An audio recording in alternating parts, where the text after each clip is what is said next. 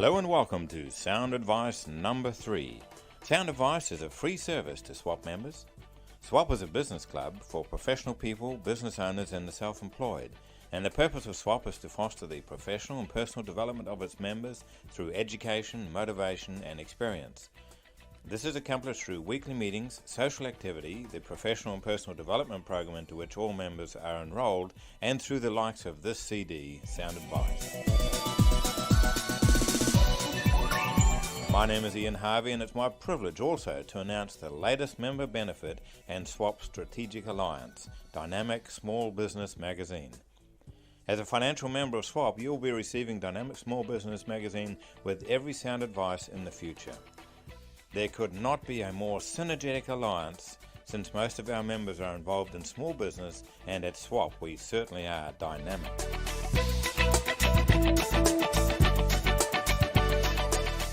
This issue of Sound Advice is a very exciting one for anyone who is in business because we have not 2, not 3, but 4 speakers talking on subjects that will affect the future of your business.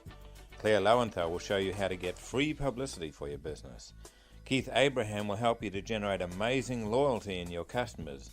Susie Christie will talk to us about the biggest event on the SWAP calendar this year. And Townsend will help you get through all that business reading that is piling up on your desk. Interested? But wait, there's more. Log on to the SWAP website for the latest breaking news on benefits available to you as a member of SWAP. There is new stuff arriving there every day. If you're not a member of SWAP, then you might like to visit one of our clubs and check it out for yourself. Visit swapaustralia.com.au and find the club nearest to you. We welcome you at any one of our meetings.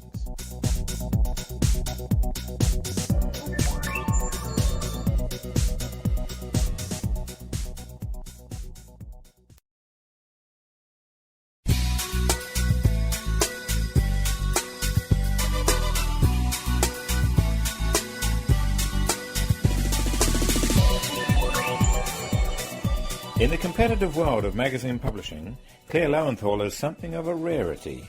Not only is she a successful independent publisher, but she is the only female magazine publisher in Australasia whose publications target the small business market.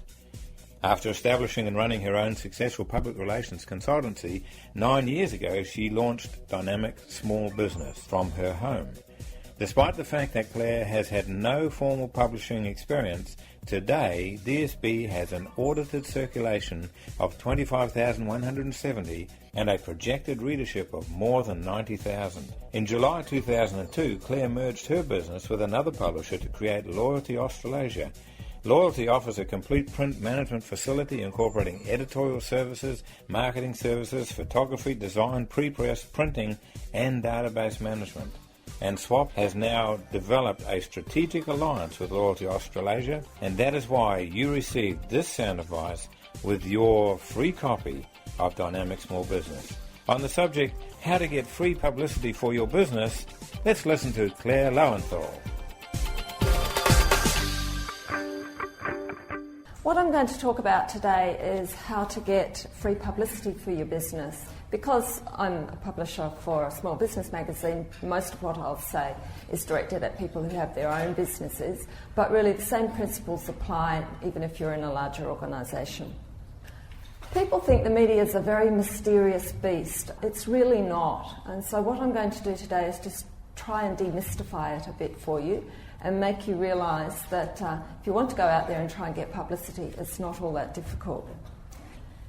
As I was getting ready this morning, I was thinking, really trying to get publicity is not much different to any other sales process. The first thing you need to do is identify your prospect, make contact, identify the benefits, overcome the objections, and then close the sale. And as superior salespeople, I'm sure you can all accomplish that. Step number 1 that I'd like to talk about is careful planning. Not very exciting, I know, but very necessary. The first thing you need to do is really do some research and look at what magazine titles, and I'll speak mainly about printed publications today, what is the most appropriate for your business. I'm approached all the time by people who want DSB to promote whatever it is that they are doing. And I'm constantly amazed that people do this without ever having sat down and really had a good look through the magazine. I think probably the most underrated part of the media is actually local papers. I don't know about you, but I'm always amazed at how carefully and closely people read their local papers. Might not be quite as glamorous as some of the other areas, but for a lot of small businesses, what you need to really do is look at your local community and work out. If you've got something that's a one-man show or fairly small, you're not going to want to have clients all over Australia. So there's not so much of a point going to a national publication like DSB. You're much better off focusing on the area that you can service. The second thing that you need to do after you've had a bit of a look around is develop a media list. What you need to do is look at the publications that are relevant for your business and your target market. And building the media list is just a matter of getting together a list of all those publications and the appropriate people in those organisations for you to contact. Again, it doesn't sound very glamorous, but a really good starting point is the Yellow Pages. If you look up magazines and have a look through there and see what's on offer. I think there's about 3,000 specialty magazines in Australia, so it really doesn't matter what your interest is, there's a magazine for it. Another really terrific way to do some market research is to go online. DSB's website is a very important communication tool for us, and most of the information that you would need you could get just by going to the DSB website. People in the media move around an awful lot, so don't think that once you've come up with this great list it's going to do you for the next 5 years. It's a very transient population.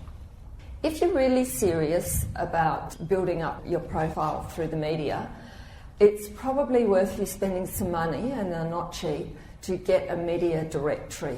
I'd like to mention two that I find particularly good. The first one is the Margaret G's Australian Media Guide, which is produced by Crown Content, which is in Melbourne. And the second book, which is fantastic, is the Australian Writers Marketplace 2003, and you can get that one through M2M Direct. The Australian Writers Marketplace doesn't just have magazines, it also has a lot of book publishers in it. What is easiest for us as the media is for you to put together a media kit which has all the information that our journalists may need on your organisation and in fact on yourself. This doesn't have to be really slick and glossy, but the advantage of having it is if we just receive a piece of paper, it's really easy to put it in the bin. It's much more likely that we will actually file something if it's all together. So, how are we going to target these right publications? The first thing that's really going to help you is magazines produce a features list, and this is just a list of what's going to appear in upcoming issues. With DSB, we have a theme to every issue, and we will give an outline of what's going to appear. Because these usually fall into the hands of our competitors, not everything is put in the features list, but it will give you an idea of the things that DSB is going to look at. And if you're a financial planner, the sales and marketing issue is probably not the one for you. So we work a year ahead of ourselves, and you would be able to get an overview of where you would fit in best. The second thing to consider is deadlines. Obviously, if you're a daily newspaper, you're turning around things almost instantly. DSB is a bi-monthly magazine, so we come out once every 2 months. You can't ring us with this terribly exciting piece of news today and think it's going to be in DSB next week. We are not good if the sort of publicity that you want is time critical. We need timeless stories because we can't do breaking news. We do have a news section, but just be aware of the time frame. One way that is fantastic for you to try, and perhaps your first approach to a magazine is good this way, but a really terrific part of the magazine is new products. Most magazines have something along these lines as well as a news section. For DSB, it's looking at what's out there to help small business. When I started the magazine 10 years ago, I had a business partner, Peter Placina, and Peter is a technology whiz. And we had this constant battle because Pete just he was so enamoured with all the technology, and he would have had half the magazine, new products. And I said, look, I don't really care how it works. All I want to know is how it impacts on my business, how it helps my profitability, how it makes me more efficient. So that is the way we approach the products. It's not the technology as such, it's what it can do for your business. Again, what you need to do is get a copy of the magazine and look at what information is there. So when you're submitting something, it covers all those things. And then you go about building a database. So again, it's pretty much what you're doing for your own business anyway. You enter in the publications, the people who are important and their contact details. Everyone likes things done differently. More and more we're using email, but it's pretty much personal preference. Then we get on to something that I don't think I've actually mastered even in 10 years, and that's understanding journalists. What you've got to really understand with people in the media, with journalists in particular, is that their client is the reader. I tell my editor that her job is to fight for the reader. She is bombarded every day with people who want something from her, who are pushing their own barrow. But her client is not those people. Her client is the reader of the magazine. So she is receptive to something that she feels is good for her reader. Journalists are usually overworked, underpaid, except for DSB of course, struggling with deadlines, and as I said, every person wants a piece of them. There are certain things that really turn journalists off, and it's probably worth mentioning those. Inaccurate information, inflated claims, advertorial, and I think perhaps the most important is not accepting no. If for whatever reason someone says to you, we're not going to run it, be gracious and just give up. There'll always be another opportunity. But if you become a pest, I can guarantee you will never get anything out of that journalist. Often we will do phone interviews. If you do get the opportunity for a face-to-face, that's actually quite special. So respect the time of the journalist. Have all your research, your facts and your figures and your contact details on hand so you can make the most of the time. If you can't answer a question for whatever reason, don't fudge it. Just tell them that you'll get back to them with the information. We would much rather that than for you to give some information that you're not sure about. The role of photos, very important. DSB is a highly visual magazine. The best thing to do is have them on hand if it's a face-to-face. One little tip on photos, don't send high-res photos to us. They clog up the email for enormous amounts of time and it can be very frustrating. So if you want to send through a low-res so people can see the quality of it and take it from there. As I said, I think the basic thing you need to do is really understand the publication that you're approaching. DSB is the single operator up to 20 to 30 employees. Do we have readers with larger businesses? Yes, we do. But we don't have a lot of competition in the micro end of the market. And I really think that that's the heart of small business. I also think it's where the growth is. I think with technology going the way it is, with a lot of people operating from home, it's that micro end of the market that's really where a lot of the potential is. An area that is really close to my heart because I started the magazine from my home, just the two of us. So I do know what a challenge it is to be isolated, and DSB is a great communication vehicle to make you feel a little less isolated. So really do some homework and see whether it's the appropriate magazine for you. What makes a story newsworthy? I say that almost any company has an interesting aspect to it. It's your challenge and the challenge of the journalist to find that. It must be relevant to the readership. It must be timely and accurate, as I've said. We don't like blatant promotion of a commercial operation. It must have something of public interest. So it's not something that's just going to resonate with a couple of people. And I guess I'd also say, when you're looking at what's newsworthy, it's worth considering if it's actually going to make the life of the journalist a little easier. It's a very stressful job, being a journalist and an editor, and they're only human beings. So if you can make their life easier by giving them the sort of information they need quickly and easily, human nature dictates that they might come back to you again.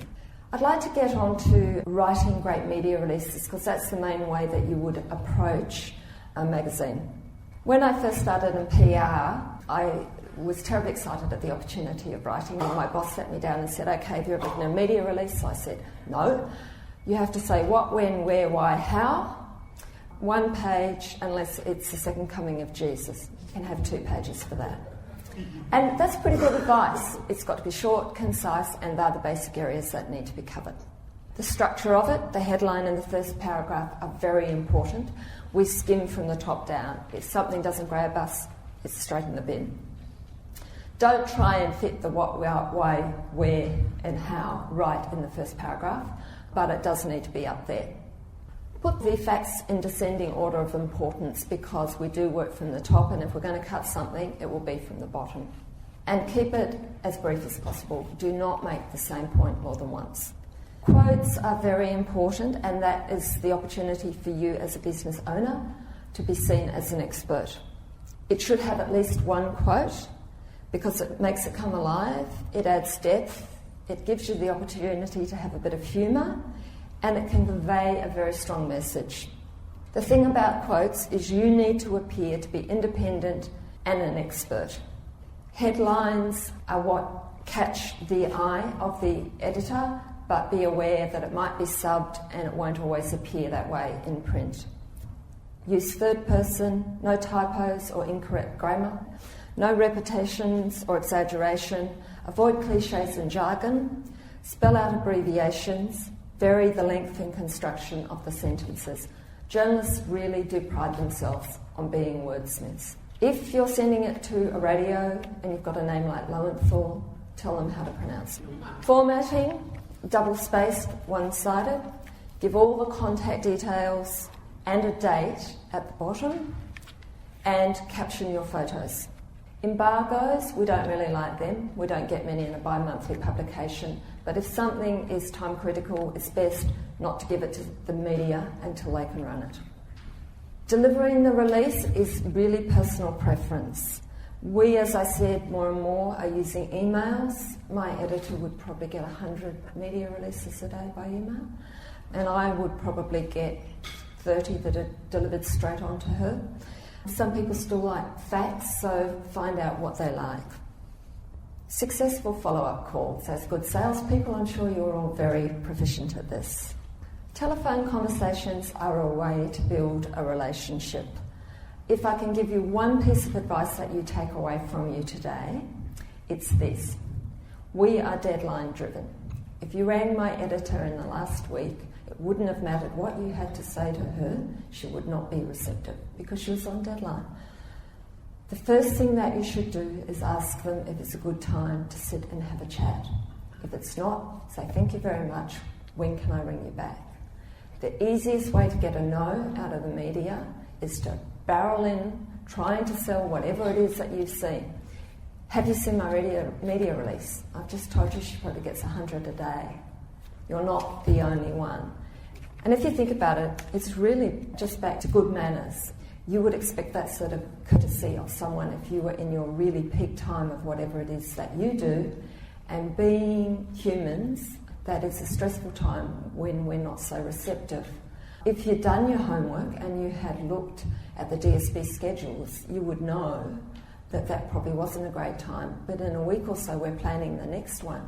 And if it so happens that you fit into the theme for the next issue, we're going to be very receptive to what you have to say. So in summary, I hope that's helped you think that the media is a little less scary. Like everything else, it's just made up of individual people. And if you can establish some relationships and be aware that you may have something to offer and you can help the people in the different organisations, it can be a really great way to grow your own public profile.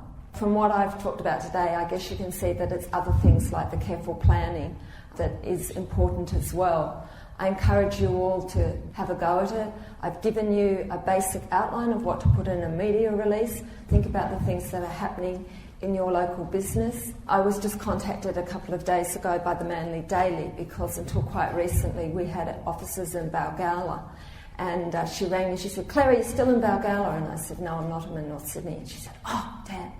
And I said, "Why?" And she said, "Oh, I really wanted to get your opinion on something, but we need someone from the local community." And I said, "Oh, what a shame, but we can't really fudge that."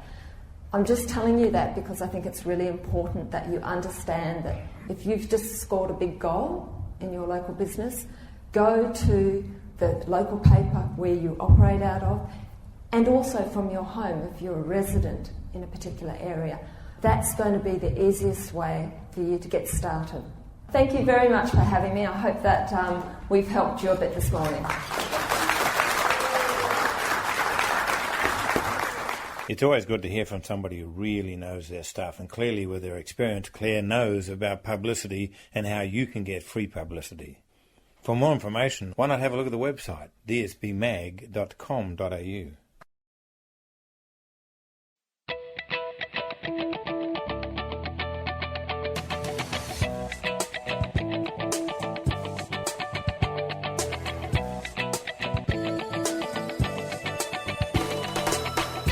Keith Abraham started his professionally speaking business in 1994 and founded his company People Pursuing a Passion.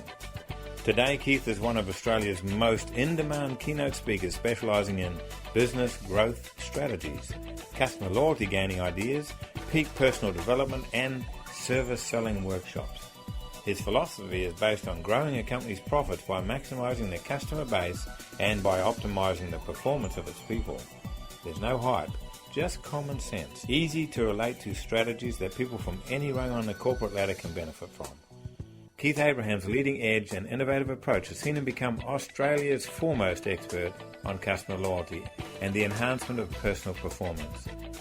In his presentations, Keith shares easy to implement, proven strategies that have a profound effect on his audience and encourage them to awaken their inner spark.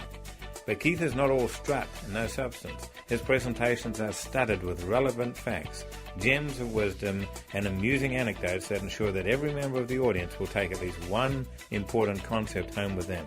I know you're going to take even more home with you today, and you can listen to it over and over again on Sound Advice. On the subject of creating loyal, profitable customers, let's listen to Keith Abraham.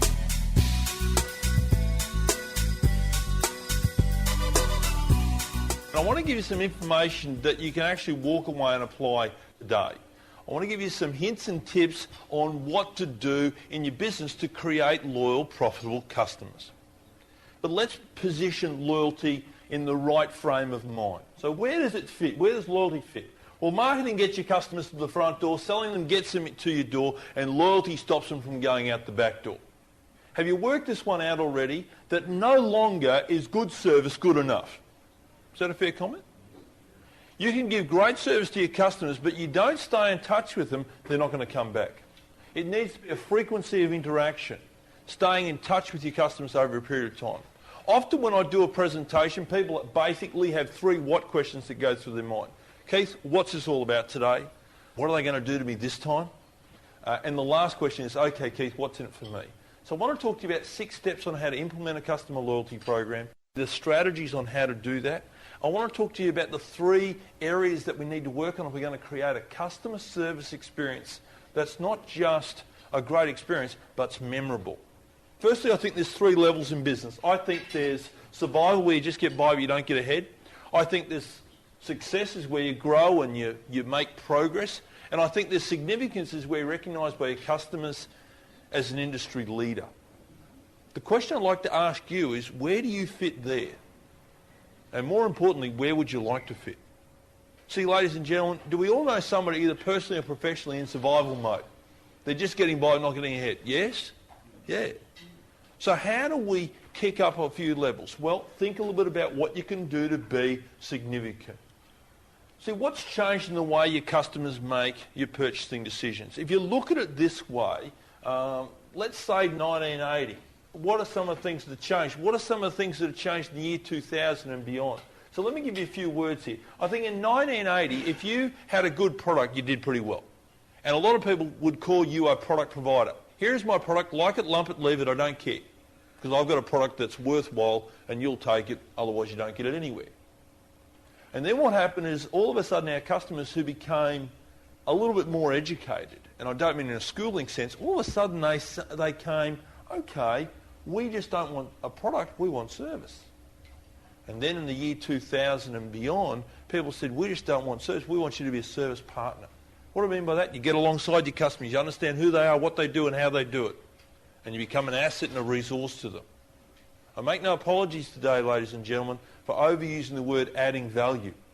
See, if you don't add value to your customers, then you're a liability, not an asset. And how do you continue to add value to be considered a service partner? Well, I like this quote, what Tom Peters, be distinct or be extinct.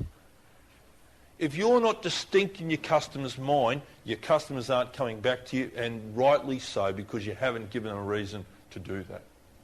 Let's talk about where your business is. This is an opportunity to get just a little bit of interaction as we go. This is a thing called a sigmoid curve. It comes out of a book called The Empty Raincoat. Sounds a bit sus, doesn't it, The Empty Raincoat? Especially when it's written by a guy called Charles Handy. So, not a bad book. He said you start off here at zero. Now, when you first got into business for yourself, did you take off immediately? Or did you have a few learning experiences? In other words, did you go straight up here or did you go straight down this way for a little while? Normally learning experiences. But you learn. Oh, we've got a little saying in our office, by the way. They're only learning experiences if you learn from them. How many of your friends or family keep on having the same learning experience over and over and over again? So you work your way up here to hero status in your own lunchtime. Now, let me ask you a question. This is an opportunity for audience participation. When people get to hero status, what tends to happen to them? They do. They believe in their own publicity. They get into a comfort zone. They get complacent. Sometimes they even get arrogant. And what tends to happen is they go back to zero. I think we all know companies that have done that. Now, a pretty intelligent group, or that's what I've been told anyway here today, on this sigmoid curve, where do people need to change? At hero. Yeah, just before, actual fact, around that hero state, in actual fact, it's just a touch before. Why don't people change before they get to hero status? They're enjoying it. We're on a roll. We're killing it, Keith. We're making things happen. Finish this quote off. If it ain't broke, don't fix it. A guy called Robert Kriegel wrote a great book and said, ain't broke, break it. He's got an excellent chapter in here called Sacred Cows Make the Best Burgers. How many sacred cows are roaming around your organisation, grazing off your profits? No, it's not a mother-in-law joke. But see, what tends to happen is we don't change. We don't go to the next level. We don't go to the next level. We don't go to the next level. So here's the question I'd like you to think about. Where are you on this sigmoid curve? Now, this is what I'd like you to do. I'd like you to mentally put a cross up there on where you are on that sigmoid curve. We do that mentally now. Where are you in your business on that sigmoid curve?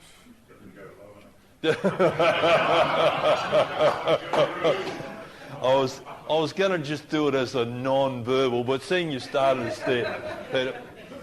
Okay, let's do a hands up. No abstaining. Seeing Peter started the trend here. Who feels like they're down the bottom of the gully at the moment in their business? Anybody like that? Excellent. Thank you. Yeah. Anybody feel like you're in between those two arrows there? Anybody like that? A few people. Pretty safe bet, that one. Anybody feel you're at that point you've got to change? Anybody like that? Okay, a couple of people. Great. Anybody feel like you're at hero status? Thanks, David. Thanks. Two Davids. There's a message there. Normally when I ask that question, people put their hand up like this. Yeah, Keith, that's me. Anybody feel like they've gone over the edge? Anybody like that? Okay, a couple of people. Thank you. Wherever you are on that sigmoid curve, you need to think a little bit about how do you go to the next level.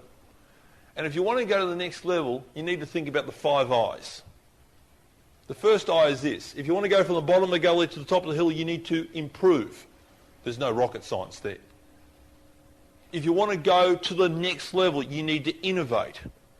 In other words, do things differently. The one thing that stops us from going to the next level is our lack of imagination. We don't understand what the next level is for us. And I'll combine the other two I's together. We don't implement the ideas. You know, you come here every week, listen to excellent speakers. They give you ideas, strategies, thoughts. Maybe sometimes not from the speaker, maybe from your peers. And yet, you know, an idea is worth 2/5 of bugger all if you don't implement it. So let me give you some famous quotes of people who lacked a bit of vision and imagination. There is no reason why anyone would want a computer in their home. Ken Olsen, President, Chairman, founder of Digital Computer Equipment in 1977. Just want to double check, who's got a PC at home here? Anybody? Thanks for sharing that with us, Ken. Ken's no longer with this organisation.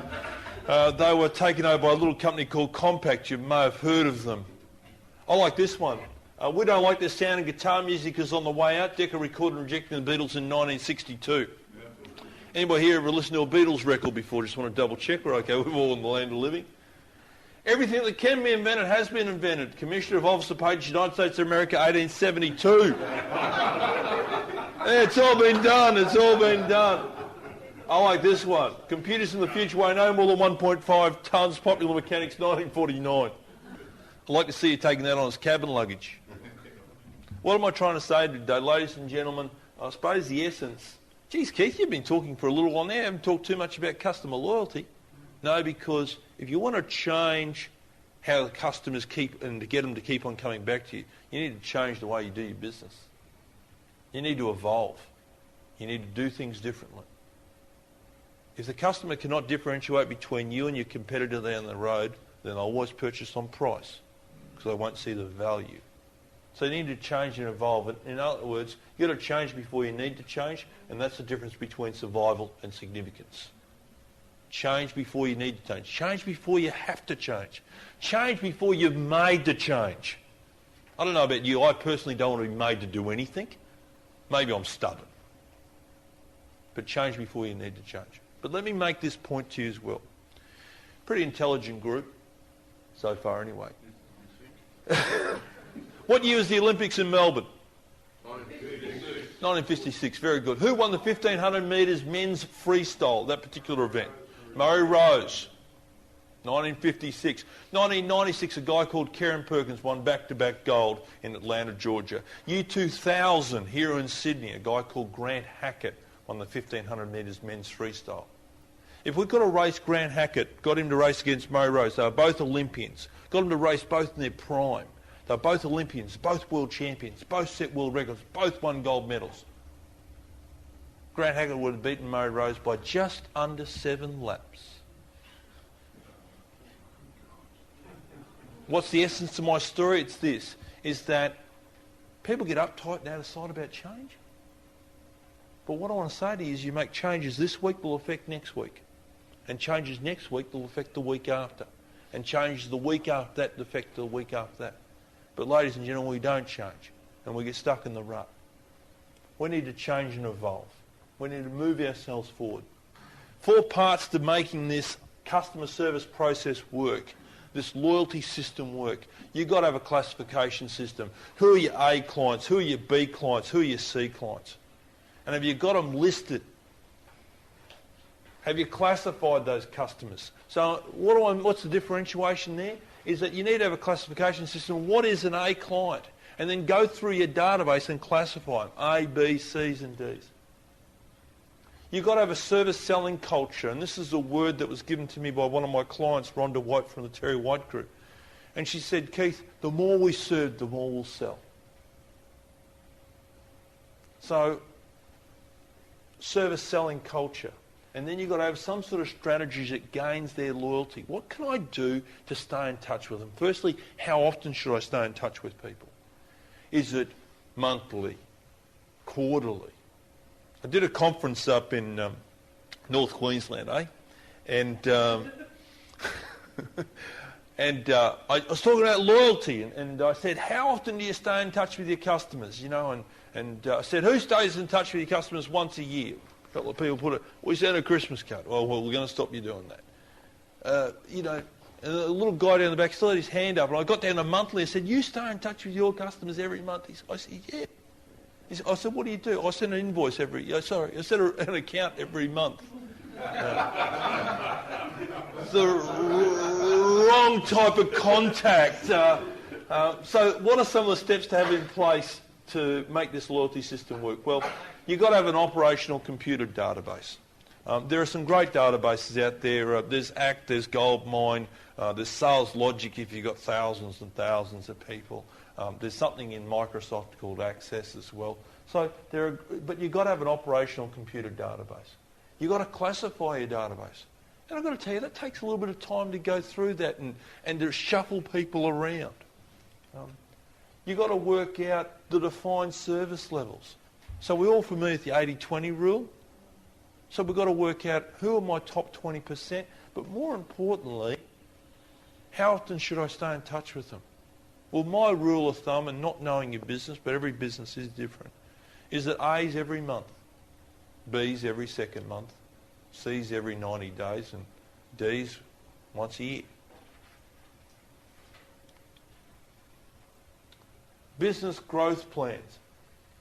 You've got to have I like what Tom Peters says, you can't shrink your way to greatness. You've got to grow your way there, either personally or professionally or as a business. A selling culture is not a bad thing. I work in some organisation and selling is a 4-letter word.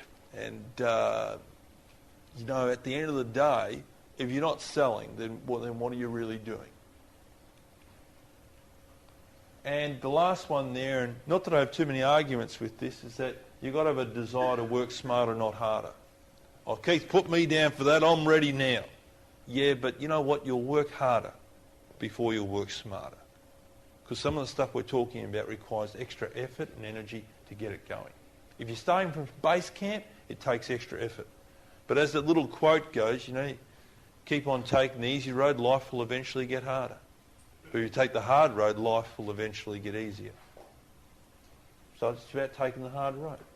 The 6 steps to implement your customer loyalty program are really simply revolve around this. So first thing you've got to do, if you've just woken up, first thing you've got to do is get your database organised. What sort of information do you want to capture? Name, address, telephone number, email. That's standard. I like to capture things like interests, hobbies. What was the last thing I sent to them? And if it was a postcard, what type of postcard was, because I don't want to resend the same one again.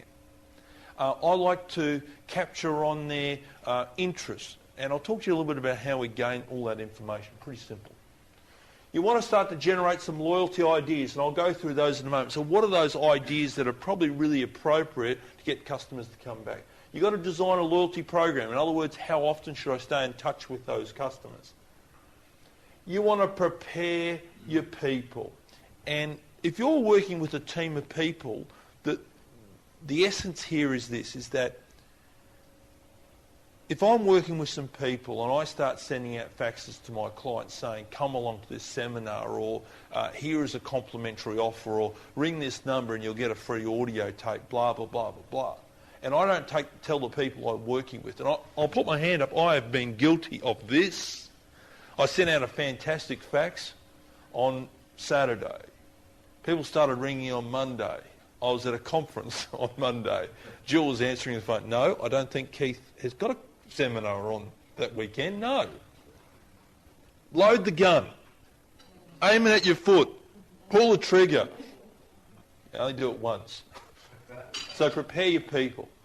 Next one there is test your program. I'm going to go through some ideas very shortly, and I need to say this to you. I don't want you to implement the ideas. I want you to test them before you go full scale into them. Some ideas work for certain industries, some don't. And I think you've got to test your program. What do I mean? Go to 10 of your clients or people here at Swap. I'm thinking about doing a newsletter. I'm going to have this type of content in it. What do you think, Dave? Think that'd be a good thing? Would you like that? Hey, Peter, would you? James, would you like? Ivan, would you like to receive that? And you get some feedback. And if your customers that represent a cross-section of your market say, that'd be great, probably a good idea. I've had some great ideas, folks, and nobody liked them. Yeah, me. Ongoing improvement. I need to say this. The stuff that did work this year may not work next year. And the stuff that didn't work last year could very well work this year. So it does take a little bit of give and take and playing around as you go through. Let me give you some ideas on how to create loyalty. I'd like to give you something of value to take away with. If you'd like to go to my website, you can get a whole list of ideas. Actual fact, if you want to log onto a program on my website, you'll need a password, and I'll give you that very shortly. But you can get a weekly loyalty idea every week for the next 52 weeks with my compliments. Look to build strategic alliances with other services and networks. And I say this one first because you're at a perfect environment. Who here in this business could you network with and strategically align yourself with to add value to your client base? You know, if I was you, I'd be doing a bit of a deal with Peter Thorpe. I'd say, Peter, hey, listen, I'd like to get 20 magazines for some of my clients. I want to give them as a gift. And Peter might do a really good deal for you. I'd maybe talk to Roy from McCulloch from the Merchant, who looked after me last night, and I thank you very much, Roy. By far the best hotel in Sydney. And I've stayed in them all, and I like it. And that's something I'm a bit fussy. But to say to Roy, hey, look, Roy, that 2-for-1 thing, could we get it extended if I brought 10 of my clients there as a thank you? There's life coaches here. Could I do this? There's Ivan here that runs seminars and workshops. Hey, Ivan, if I could put you in front of 50-odd people, would you do a seminar for me that would add value to my clients? See, use your network in a positive way. That's a win-win-win. It's a win for you, it's a win for the person you network with, and it's a win for your customers. Read for your customers. I know this is probably old, but we don't do it enough. You read the paper. There's articles and information in magazines and newspapers and publications around the country that would relate to your clients. Why wouldn't you cut it out, put a little note on it saying, I found this article, I thought you might be interested in it. I've got to tell you, folks, I've done some stuff like that. It's a 2-minute job, and the feedback is always fantastic. How do we improve meetings? Every 12 months, I get 20 of my best clients together. We sit around a boardroom table, and I ask them 4 basic questions. And I say, what do you think I do well? And I get some feedback. And then I say, after I take off the bulletproof vest, I then say, what do you think I need to improve upon? The third question is, if I'm going to keep on doing business with you, what else can I do to add value to your business? And the fourth question is, if you're in my business, what would you do differently? Because I don't know about you, I get too close to the trees. If you like those questions, go to my website, you can download it. It's actually a whole program, and it's a step-by-step agenda, and I think there's even a letter on there on how to invite them. Deliver your information with a gift. I'm a great believer in giving. Every time I do a conference, at the end of the conference, I send a gift. If I don't know them, they get a standard gift, which is a frame and a nice quote and picture and all that sort of stuff in it. If there's somebody that I've got to know and I know an interest or something like that, I find a gift that's appropriate to their interest. Birthday cards, their or their business anniversary. Oh, how long have you been in business for? Oh, we've been in business coming up 10 years. Well, maybe you should say, oh, when did you first start? Oh, April. Oh, fantastic. Lock it away. Send them a little note. Happy birthday on your business. Send them a cake even if they're a really good client. Prior notice of new products. When you get something that's new that comes out, do you let your customers know before they even get it? I buy all of my menswear from Mitchell Ogilvy in Brisbane, and of course you've got a great menswear store here, Monza in North Sydney. And I think Monza do it, and I know Mitch Ogilvy does it, is that when they have a sale, they let all their good customers know before the sale actually happens. So you can come in and buy the products at sale prices before the general public knows. So they just reckon, do you go in? Do I go in? No. But it's good that they let me know. Follow-up phone calls. This is a classic.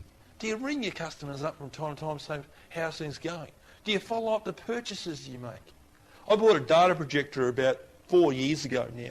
I approached 5 companies, told them the exact specific specifications. Don't send me a brochure. I've already done my research. I don't need a brochure. Give me a price. I'm ready to purchase. That was my spiel to the 5 companies. 5 of them sent prices to me. Fantastic. 1 of them gave me a follow-up call. And the other 4 are probably sitting around a breakfast sales meeting going, geez, the market's tough out there at the moment. Nobody's buying anything. No, You just didn't give them enough reasons to purchase. I'm a great believer in writing notes. I'm an avid note writer. I'd write somewhere between 20 to 30 notes a week to people to say, thank you, appreciate it, thanks for the referral, opportunity, it was great to meet you, thanks for just helping me out at the conference. Get in the habit of writing notes, folks. It's a worth compliment seat, or if you can go to a company called Prospects, they make fantastic postcards. Sponsor seminars for your clients. I'm a great believer in talking my clients into sponsoring seminars for their customers and clients. One of my clients is a company called Heidelberg. They make large printing presses. In actual fact, some of the printing presses they make would not fit in this room. For those people that are printers here, you'll know them very, very well. They're the premier print machine in the world. And they get their best clients together, and I run a seminar for them, and we don't talk about Heidelberg. We talk about customer loyalty, because they want to make them more successful. And if they make them more successful, they'll probably buy another printing machine. But more importantly, make them successful, they'll appreciate who sponsored the seminar. Added value on networking nights. What could you do to get some of your customers together, add value to them? Easter. Send us some Easter eggs. Australia Day, financial year, Valentine's Day. About 5 years ago now, when we first got into business, I sent some of my clients a Valentine's Day fax saying, we love doing business with you. Corny, isn't it? What day is missing up there, folks, of those special days in the year? Christmas. Bar humbug. Yeah. Do not send Christmas cards. How many Christmas cards did you get last year? Who got more than 20? Who were they from? Who cares? How many New Year's cards did you get? One. Several New Year's cards? Good. The message is getting out there. He's Jewish, Oh, he's Can you understand the power of this, folks? Is that why be with the masses when you can be distinct? It's going to cost you the same amount of money. So why not do something a bit different? Organise different types of corporate functions. Survey. If you want to go to my website, I have a 2-page survey. Surveys traditionally are not great things. They don't work that well. You know, people get anywhere from a 2% to a 10% to a 15% response rate. If you go there, you can download this survey. It's in a Word format. It's a survey that we've used. We sent out 270 surveys. 240 of them came back completed in 2 weeks. 50% of the survey was information gathering. What's your interest? You know, wine, golf, tea, sailing, football, which code, da-da-da. 50% was lead generation. When's your next conference? Who's organising it? What time of the year is it? Where's it going to be? Are you interested in the speaker? Are you interested in these topics? So 50% of it. How did I get such a great response rate? Well, I wish I could say it was just sheer brilliance, but it wasn't. Somebody gave me an idea, scratch it with every one of them. Law of reciprocity. And the headline was, by the time it takes you to scratch a fortune, you'll have completed this survey. We got a great response. So you're most welcome to go and download. Newsletter. I know there's some people here in the audience that write newsletters, and I'm not sure if you subscribe to this format, but this is the formula I use. 80-20. 80% of newsletter, you need to show people how to save money, make their lifestyle better, improve what they're doing, and 20% about you. Preferably in testimonials or endorsements from people that have used your products and services. If you get it the other way around, folks, they won't read it, they'll throw it in the bin. You know why Peter's magazine is so successful? Because it's all about giving to people ideas and strategies, not about Peter. Special contact program for your A clients. Look after them because they're really hard to come by. I want to just talk about online. Create an email database for your offers and opportunities when you start work. I think it's really important that you create that an email database because you can get things out and get a response very quickly. Make your website a business resource for your clients. I also might add, just in that regards, that email, I heard a speaker about 18 months ago now say that he had a friend, a client, that developed an email database from scratch. It was a business newsletter, subscription was free. Over a 3-year period, he created a 600,000 small business database. He sold that to a little company called Yahoo. Don't know if you've heard of them. For $13 million US. Make your website a business resource center for your clients. Email delivery of your monthly newsletter. We went from a printed newsletter to an electronic newsletter, and that saved us a lot of money. And we've still got about 8,000 people to get that. Strategic alliances to gain loyalty ideas. Recommend business-orientated websites to your clients and send business hints and tips via email. Just off the cuff, a couple of hints and tips every month. They're just a couple of things that you might want to think about doing in your business. But here's the question. What are you going to do? If you don't like any of those ideas, I'm fine with that. But what are you going to do to create customer loyalty? Because if you don't do it, then who's going to? See, if it's not you, then who? And if it's not now, then when? When will it ever be? People basically fall into 4 categories. 3% of people have a goal. 10% of people think about their goals. 60% of people are a little bit vague or limited about their goals and what they're going to do. And 27% of people have got no idea at all. They fall into 4 categories. 3% of people make things happen. 10% of people think or expect things to happen. 60% of people just watch things happen. And 27% of people don't know what happened. What was he talking about? What was it all about? Hopefully you've gotten some ideas. If you want to plant for days, plant flowers. If you want to plant for years, plant trees. If you want to plant for eternity, plant ideas. But here's the bottom line. You've got to plant your ideas action and you'll reap the rewards forever. Thanks for listening.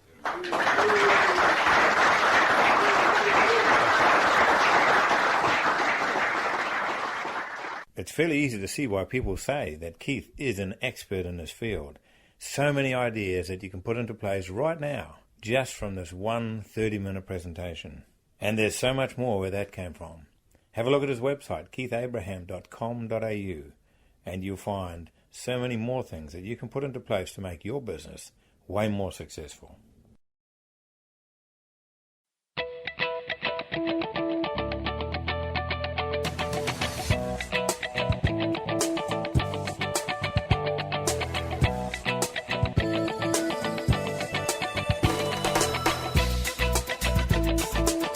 Susie Christie is the past National President of SWAP Australia and is also this year's convener for our Going for Gold International Convention on the Gold Coast.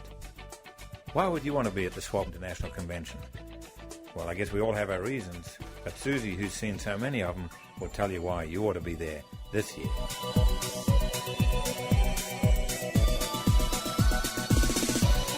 September 25 to 28 at the beautiful Royal Pines is going to be the International Convention of SWAP this year. And they've just been approved for a $500 million refurbishment.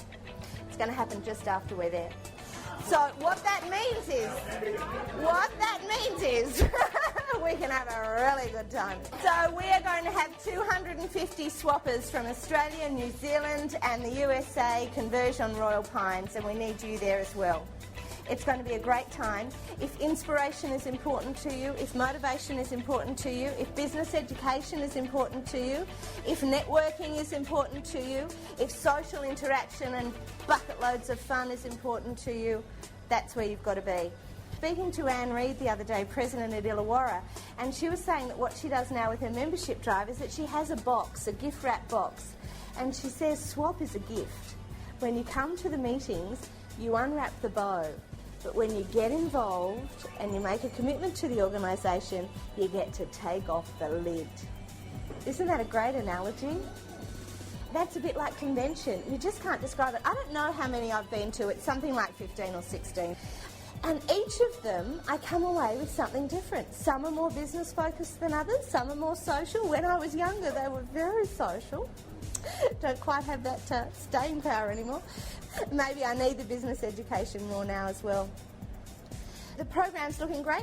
Patrick Sweeney has been booked as the speaker at the New Zealand breakfast because he's got that New Zealand-Australian connection. We thought that that would be a good spot for him. No doubt you are all enrolled and registered on the Professional and Personal Development Program. At convention, we are having PEG meetings. You've got the opportunity to get points, and like these are going to be PEG meetings that you probably haven't experienced before. There could be 60 people, who knows? But that's the way that we're going to run the workshops, so they're going to be based on what we have found as the most important areas of SWAP and the greatest needs of our members. The social program, you might remember Scotty Williams from those of you who are at Coogee. Yeah. I believe Scotty really made a difference. He's committed to us for one of the nights, so that's going to really add something. We've got a great band organised. The first night out by the pool is just going to be absolutely gorgeous and lots of fun. The opportunity to network with people who aren't necessarily from your industry, that's the whole thing about synergy and networking, isn't it? You know, taking those ideas. Some of my favourite speakers are often business success stories. I can listen to someone who runs a very successful restaurant and listen to the way that they run their business and go, wow, how could I apply that to my business? What are they doing in their business that I could adapt to my business? You're going to hear from some very successful business people. You're going to hear from professional speakers and motivators. And you're going to hear from people who just have amazing, amazing life-changing stories. We are working really hard to put something in there for everyone. I believe we have chosen the most beautiful location on the Gold Coast in Royal Pines. It really is a first-class venue. And we're going to have first-class people there. And it's going to be a first-class time. You can also register online. So you can pay for the whole lot up front if you like, that's just fine. But we've also come up with a payment plan, and you're there. Okay, so it's not about busting the bank and, you know, parting with $1,100 up front. You can pay it off on the payment plan. So I don't know if I can put into words what it could mean to your life and to your business. I'll see you there.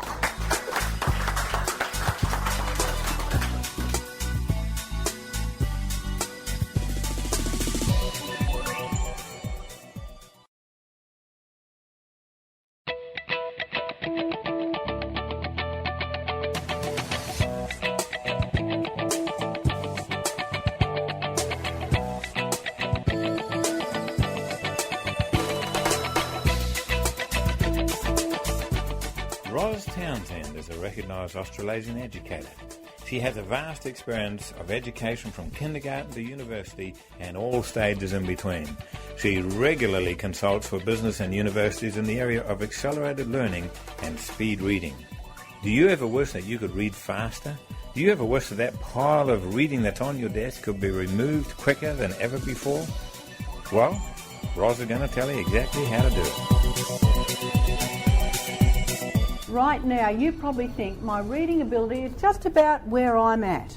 I know that very quickly you could double or triple your reading speed. And I love to use reading as a metaphor for what else is possible in your life. Let me give you an example. The word the, just pretend I'm writing it up here, T-H-E. Can you all pretend you can see that? Just raise your hand if you can see it and you can read it. Okay, it's T-H-E. Now, I want you to keep your hand up if you can tell me what the means. So we've got it up there. I'm going to ask you, what is the meaning of this very important word? So I'm just going to ask you now the meaning of... Is it a pointer? Hold on. You all knew the meaning of that. You all could read that word, but only 3 of you could give me the meaning for that word. Isn't that interesting? And that one word accounts for 6% of the written and spoken language. Isn't that profound? There are 10 words that account for 20% of the written and spoken language. And there are 49 words account for 50% of the written and spoken language. Now, I'm not a mathematician, and I don't know how many of you are, but if you could see those words as just symbols, can you see automatically you can go twice as fast with your reading? Why I'm telling you this is there are so many words in our language that when it comes to reading, you don't even need to say them. You are so familiar with the pattern of the English language, you know the word I'm going to say. You know my very next. Even if your brain does not want to fill in the, you have no choice but, because your brain cannot stand a... Okay, we could go on like this all, but it would be very hard for you and to stop. Okay? You in fact know so clearly what I'm going to say that in fact I perhaps should even go. But I... Have you got the idea? Your brain is so familiar with the pattern of the English language, much of what you read you don't even need to read because your brain knows what's there. And why I'm telling you this, so much of what you read you already know. If I was to give you an article on the weaving habits of the Yanomamo Indians, chances are you wouldn't know too much about that. But if you're a weaver, you might know a lot. Or if you're an anthropologist, you might have aspects of it. And so much of what you read, you already know. So one of the things that you need to do with reading is to make very intelligent comments and set your brain up with good questions so that you're not reading everything all the time. They say in America that the greatest fear for most people, other than death, is public speaking. Isn't that incredible? And I think perhaps one of the reasons for that was way back in school time. I think it came from school where the teacher said, now stand up and read. And all of a sudden people just became paralysed because all the attention was on them and the pressure was on. So I have incredible sympathy and understanding for you if you're in that situation. And you're in fact the person that can make the most progress with reading because you're prepared to throw caution to the wind. So how do you do that? Well, a couple of things. Many of us have already got a lot of the skills that we need, not only for reading but for all aspects of our life. When we can turn our brain on to do something, we become so much more effective at it. When our brain knows what to look for, then it'll find what we're after. I want you to have a look all around the room. Do a 360-degree check all around the room. Take in as much information as you can from everything that you've seen. Okay, now close your eyes. And I want you now to recall in your mind everything that is lemon. I want you now to look around the room and find everything that's lemon or yellow coloured. Now, would you say on the second occasion you found more than the first occasion? Would you agree?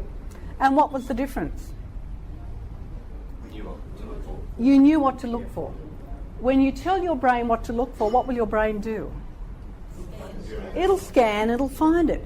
Isn't that clever? You know that. So how many of you, when you sit down to read something, tell your brain what to look for? Or do you just sit down and read? Most of you just sit down and read, don't you? So a very clever thing to do if you want your brain to extract the key information is say, hey brain, what are the key points in this that I'm reading? How is it relevant to me? And, what's it all about? What do you get in a quick 1 minute grab of a preview of a movie? All the good bits. You get all the good bits. You get an understanding of whether you're going to like it, don't you? Like if I'd have seen the preview to Silence of the Lambs, I would never have thought it was going to be a lovely Friday afternoon romantic evening with my husband. That would never have happened because Silence of the Lambs, the music would have told me it was no good. But as soon as I'd have seen the visual images, I'd have known that it wasn't my type of movie. Now, just as you can preview a movie, you can preview anything that you read. What you go for are the key points, the key characters, and the big question for everything that you read is, how is it relevant to me? Why is the question, how is it relevant to me, important? Unless you can find things that are relevant to you, you will never remember. How many people want to remember what they're reading? One of the easiest things to do before you read anything is say to yourself, how is this relevant? What can I learn from this? As soon as you ask that question, your brain will start searching for the answers. So a lot of what you can do with your brain is very simple. You're already doing it in other areas. We're just repackaging it for how you have to process information. A couple of things I want you to pick up already. You don't need to read everything that's in front of you. Do you agree? You only have to read the nuances, the subtleties that relate to you. When I do reading workshops, I talk about the scaffolding of reading. Those 50 words that I spoke about, they're the scaffolding, they're the glue that holds the language together. Much of what you're reading, much of what's on the paper, you don't need because your brain will fill it in. You just need the key points. Let me give you an example. I'm going to say a little story and I'm going to miss out all the glue, all the scaffolding words that hold the words together. Now, chances are in this story there'll be a word that you may not be familiar with. But I want you to have a go at understanding what that word might mean by the other words around it. Television, soporific, her. Eyes closed, jaw dropped, finally asleep. Who could tell me back that story, which was less than 10 words? Who could tell me? Yeah, go on, Thea. Something boring on television. She was just fell asleep, and it was so boring. That's right. Okay, so the 10 words you then converted into about 23. And do you agree that was sort of the story? Now, What do you think soporific means? Yeah, okay. Soporific means sleep-inducing. You may not have used that word in your everyday parlance, but you were able to gather the word.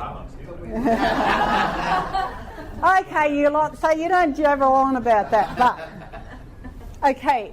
So you were able to get the idea of soporific just by the words around it. Imagine if you'd have been doing what a lot of people do. They get to word soporific, oh, don't know this, can't read this, too hard, and they back off. Yet if you'd have read on, she fell asleep, it doesn't matter. Individual words seldom matter. It's the other words around them. It's the whole picture. Okay, so what you've got to do when you're reading is set up questions and get the big picture. Just as you do when you're watching a video, you get the big feel for what it's all about. Say I've got a picture of the Mona Lisa here, okay? Would you start up in the top left-hand corner and go all the way down? Of course you would. What would be the first thing that you'd look at? The eyes. You go straight to the face and you go in and out of focus looking at the whole picture, wouldn't you? So when you're reading, you do the same thing. And the way to do that is, initially you'd get a book and you'd look at, I'll just take a very good book like mine at the moment. Read really fast. So the first thing you do if you want to improve your reading is set up a few questions. Why questions?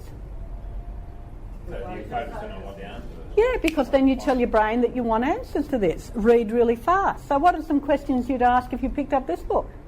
What are the main points to read really fast? What are the main points? How do you do it? Can I do it? Is it easy? And oftentimes with books they give you lots of information on the cover to answer some of those questions. Do you think it looks easy? Yeah, okay, in this case, I've got the downhill skier. Like, we're heading downhill, there's absolutely no effort, just enjoy the ride. Okay, so you ask a few questions. Then what you do is you go to the table of contents. And you ask yourself, what does it mean? Read in your head, don't sub-vocalise. Now, there's a funny word, don't sub-vocalise. But what does read in your head mean? John F. Kennedy could read at 5,000 words per minute. Jimmy Carter could read at 3,000 words per minute. The average Australian reads at 220 words per minute. The English read at 230 words a minute. And the Americans read at 215 words per minute. So that's the word per minute rate, but most people reading around 200 words per minute only have a comprehension of about 60%. So 60% of those numbers means about 132 words per minute. I'm talking to you at about 180 words per minute. If I was to talk like this, it's very hard for you and I to keep up all day. Then it'd be about 250 words a minute, but I'd have a lot of trouble maintaining this for a long period of time. Then I'd have to stop and breathe, and you'd find it very, very difficult. I can't do it. If you're reading at about 3,000 words per minute, you're not seeing each word, you're reading concepts, aren't you? Because an author never writes and thinks, what word can I say next? What are they thinking? What's the idea? What's the image? What's the concept? So you as readers should be sitting there thinking, what are they trying to say here? Why is this important to me? Because the individual words, like the word the, doesn't mean much, does it? It's only with all the other words around it that you get the total meaning. So what are you picking up now? You don't read every word. You look for the big picture. You look at the cover, you get as much information, you go to the contents, and then you say to yourself, is this still relevant to me? And if the answer's yes, then you go on and you flick through. You just get a feel for what it's all about. When people really can improve in their reading, and it's so simple to do, then what else is possible in their life? If you're reading at 220 words per minute, if you're an average reader and I get you up to 1,000 words per minute in a couple of hours or half an hour, depending on... All that extra time you've got. Yeah, but think about what else you could do in your life that you thought, no, I can't, this is the limit. You know, my earning potential, my ability with relationships. So many things are possible if you're prepared to take on board new skills and go outside your comfort zone. Right now, as I'm talking, you're thinking to yourself, is she any good? Are we going to get out by 9 o'clock? Oh, God, not another book. You know, what's going to happen today? Will I make the sale? Oh, thank God it's Friday, drinks tonight, weekend. And you're wondering about the kids, bringing in the washing, and you're coming to listen to me as well. So you're popping in and out of the conversation here. I'm talking to you at 150, 180 words per minute, and your brain's zipping in and out, listening to me and doing a whole lot of other things. So what you've got to do is inundate the brain with so much activity it can only stay focused. How many of you have been on a task where you've just been so absorbed in it, you think, oh, gosh, 2 hours have gone by. And isn't it great when you're there? You just hear nothing else. You just give whatever it is you're doing your total focus. And when you do that to reading, you can just take in volumes of information and you really do remember it. The eye muscles are not hinged. They're a joint, aren't they? If you look at words on a page, it's like a hinge going across and across. But the eyes don't normally work like that. I mean, even as I'm talking to you now, I'm probably focusing more in on Thea and Ian. I'm looking at you because you're at the two different middle points of the table, but my peripheral vision is picking up everyone. And when you're reading, what your eyes would prefer to do is to target in different parts of the page and jump all over the place. And why not do that? Pick up key words and interesting words. And when you do that, then you have much more fun and you can get through things much quicker. I tend to call a paragraph a collection of sentences related to the one topic, and it usually has the key sentence. Now, most well-written material is written with the key sentence as the first sentence, and then every other sentence under that either explains or gives examples of that superfluff or the key idea. Now, everything in newspapers, in good newspapers, is written in this style where the key information is at the top and it comes down to lesser and lesser information, sort of like an inverted pyramid. And how many of you get the newspapers and just read the heading and think, right, that's it? I mean, certainly when Bill Clinton had his Monica Lewinsky thing, all I wanted to know was just the heading, where it was up to. Other people that I knew wanted all the detail. Okay, so when you get the newspaper, most of you just read as far as you want to go. Very few of you read right to the end of the article, unless it's something that you're really interested in. One, you're really busy. Two, nothing in the newspapers, or very few things, are really new from today, are they? They're ideas that have been carried on from... I mean, even if there was a major bombing today, it wouldn't be that new in that we've become aware of the fact that we've got to be a terrorist alert, there are things likely to happen, so we've had this build-up. So if you were reading it, it wouldn't be like, oh, you know, if you'd been in jail for 50 years or on a desert island, everything would be new. But if you've been in society, exposed to radio and TV, most of what you've got is a continuation of ideas that have already been presented to you. So if you already know that, then for most of you, just, well, what's new is all that you need to know, and then you can skip over the rest. Sometimes when you're really interested in something, when you know it's there, you would just get the picture. Even though it's really technical information, you are much better off skimming over, getting the general picture and then going back again than to read it once cold. Because reading is like going on a journey. You've got to know where you're going to, and you've got to know what the signposts are along the way. How many of you have heard of the place called Yalwal? Okay, good. Now, reading is like going on a trip to Yalwal. If I say go to Yalwal, you're all sitting there thinking, well, is it in Australia? It could even be Arabic Yalwal. That sounds a bit odd. But if I said to you, look, Yalwal is an old gold mining town, about 3/4 of an hour south and inland from Nowra. Do you think you'd head in the right direction? Mm-hmm. Okay, now if I said, look, if you start from Cronulla, it would be really nice if you went up to Picton and you stopped there for lunch because they've got George IV Hotel, they brew their own beer, they bake the best counter lunches. Hey, great, then you've got a good stopping point. Then go down through Kangaroo Valley, beautiful stone bridge, great place for coffee and cake, and then head down through Nowra, turn left to get to Yalwal. Do you think you'd enjoy the journey better than just getting to Yalwal? You would, wouldn't you? And reading's the same way. And the only way that you'll find out what are the signposts along the way, where should you stop and enjoy yourself, is by previewing first. If you start something and read it cold, you might miss the key information.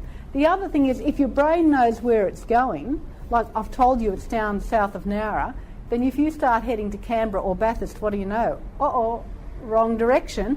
You know that's your general direction. I'm telling you the signposts along the way. And like in all things in life, it's not just the destination, is it? It's the journey. So how do you pick out? You don't just read a book to get to the end of the book.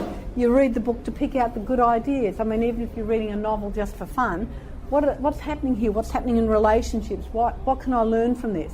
And you need to pick out all that other information as well. To look at a word on a page, you're having to narrow your focus down to about 1 centimetre or less, aren't you? Isn't that artificial? I mean, really, in our native state, our eyes would be focusing at all different points all over the place. Yet to read a book or to focus on a computer screen, we're narrowing our focus like this for hours on end. The muscles that pull our eyes in to help us focus are weaker than the muscles that pull our eyes out.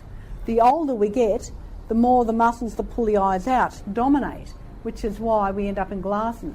The brain, if you can think of it, it looks a little bit like a walnut, and the bit that joins the walnut in the middle is called the corpus callosum. If that isn't well lubricated, that's the first part of your body to show signs of dehydration. By the time you think, hey, I'm thirsty, you're already too dehydrated. Now, for every cup of coffee, you need about 2 or 3 cups of water. For every alcohol, you need about 4 glasses of water. Hangovers aren't the alcohol, it's the dehydration. You know, those who can drink heaps of water of an evening or after alcohol are less likely to feel the effects the next day. Most of you learnt reading in a very left brain way, a very logical, analytical way. What I'm suggesting to you is that reading is a more holistic activity. You're looking at pictures and ideas. Now to get and to have fun with it, which is a right brain activity. If we want the left and the right to work together, then before you sit down to read or take on board new information, you need to drink a heap of water so that your brain's ready to take that on. So isn't that, I mean, there are some really easy ways to improve your reading. Ask questions, drink water, take zinc, have good posture, breathe properly. I mean, be in an area where you've got fresh air coming in. If you find yourself getting tired or bored, just stop, do something else and come back. All the simple things to keep your brain nice and alert. Thank you very much for being such interesting listeners. Surely being able to read more effectively will make your business that much more efficient. And Roz has so much more she can share with you. Why not have a look at her website, oztrainer.com/Roz_Townsend.htm.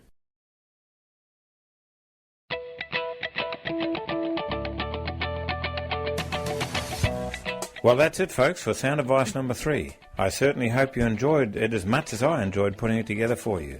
However, remember, all of these ideas are useless unless you take action. Taking action is the key to being successful. One of the actions you should be sure to do is to turn up your next swap meeting, because there are so many exciting new things happening at swap. We don't want you to miss out on any of it. If you're not already registered on the Professional Personal Development Program, please do so as soon as you can. Simply log on to swapaustralia.com.au, follow the link to member benefits and register yourself. I look forward to seeing all of you at the International Swap Convention on the Gold Coast in September. Until then, remember, I'm alive, I'm well, and I feel great.